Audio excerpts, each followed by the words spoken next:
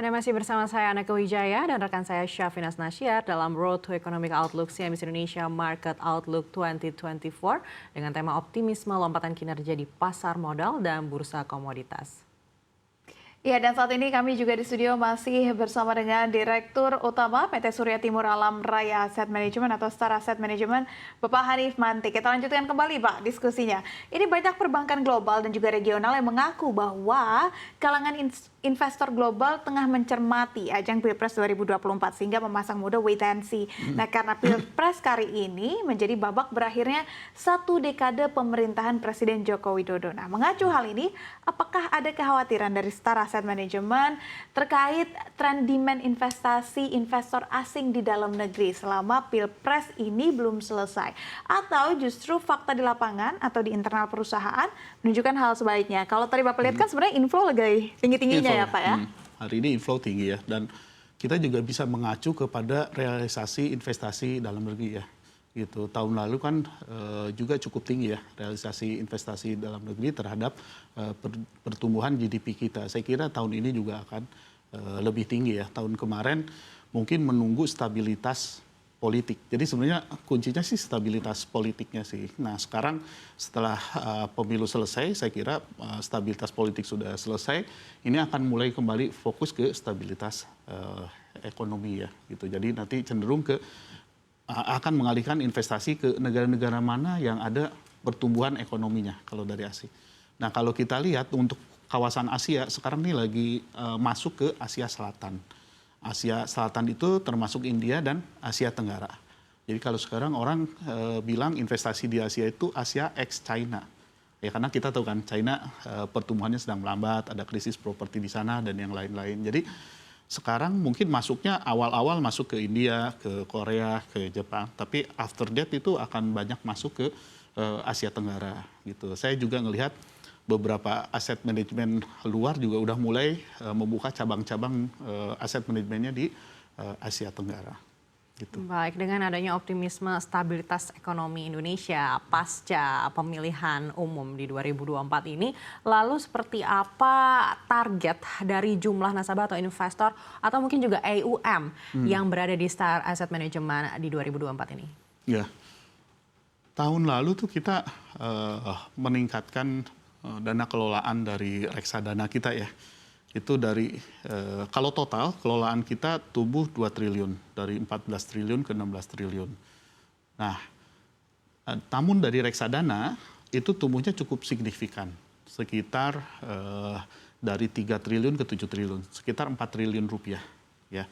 Nah, tahun ini kita menargetkan hampir double, sekitar 7 triliun rupiah untuk pertumbuhan dari dana kelolaan. Kalau dari investor retailnya, kita juga targetkan bisa mencapai lebih dari 50.000 investor. Kalau tahun lalu sudah tembus 30.000 investor. Gitu. Oke, dan sebagai pemimpin nih Pak, bagaimana visi dan misi Bapak untuk Star Asset Management ke depannya? Bagaimana Bapak ingin melihat investor pasar modal ini mengenal Star Asset Management ke depannya?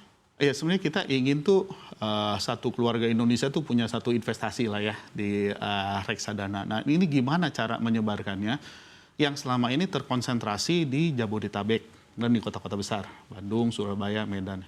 Nah menurut saya satu-satunya jalan karena sebaran geografis kita begitu luas itu lewat digital.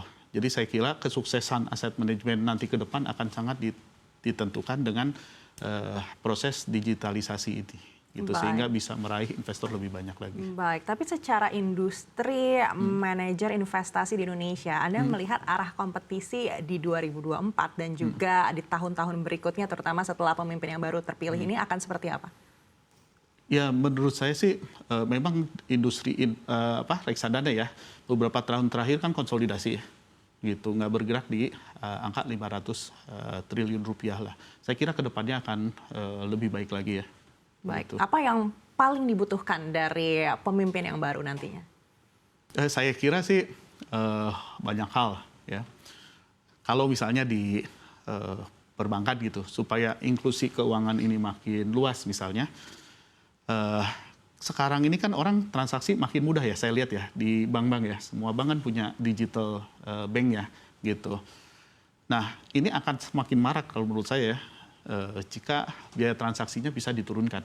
Ya, kalau kita lihat kan sekarang kalau transfer lewat BI Fast ya. BI Fast itu kan ada yang masih free karena banknya promosi, ada yang biayanya lebih mahal. Ya. Nah ini semakin turun biaya transaksi antar bank ini akan semakin banyak orang yang akan masuk ke sistem perbankan ya, terutama sistem digital ini lewat aplikasi tanpa harus datang ke kantor cabang gitu ya. Misalnya di kampung nih yang nggak ada apa-apa, kalau udah jaringan internetnya ada, dia based on aplikasi aja dia udah kayak pegang uang gitu kan. Itu sih yang paling penting. Dan saya kira dari sisi Bank Indonesia sudah sangat bagus ya. Dia ada BI Fast, terus ada juga QR, QRIS kan. Kita beli bakwan juga sekarang udah bisa pakai QR gitu ya. Nah ini yang harus ditingkatkan untuk mempermudah orang bertransaksi, baik transaksi pembelian maupun transaksi untuk investasi misalnya gitu. Pak, tapi kalau kita melihat pergerakan nih beberapa hari kebelakangan atau katakanlah hari ini setelah pemilu, apakah sebenarnya pergerakan penguatan ini karena memang sesuai dengan ekspektasi atau karena walaupun menurut quick count paslon nomor 2 nih yang memenangkan pemilu ini memang akan memiliki kebijakan yang tidak berbeda jauh dengan pemerintahan Jokowi sehingga wait and see dari investor pelan-pelan menghilang. Ya sebenarnya kan kalau kita lihat Pilpres ya, dulu zaman Pak SBY 10 tahun, ya kan, zaman Pak Jokowi 10 tahun. Nah, ini zaman yang juga akan mungkin ya 2 periode ya mungkin. Nah, ini akan tentu memberikan lebih kepastian situasi politik ya, gitu. Nah, kalau kita lihat hasil quick count saat ini ya, saya ucapkan selamat ya ke pemenang. Ini sepertinya akan berlangsung 1 putaran. Nah, buat investor 1 putaran itu jauh lebih baik daripada 2 putaran. Gitu. Jadi masa wait and see-nya akan selesai sih. Baik, artinya Bapak juga berharap capital inflow yang masuk dana dari global ini juga mungkin akan signifikan setelah pemilu ini sudah fix 1 putaran.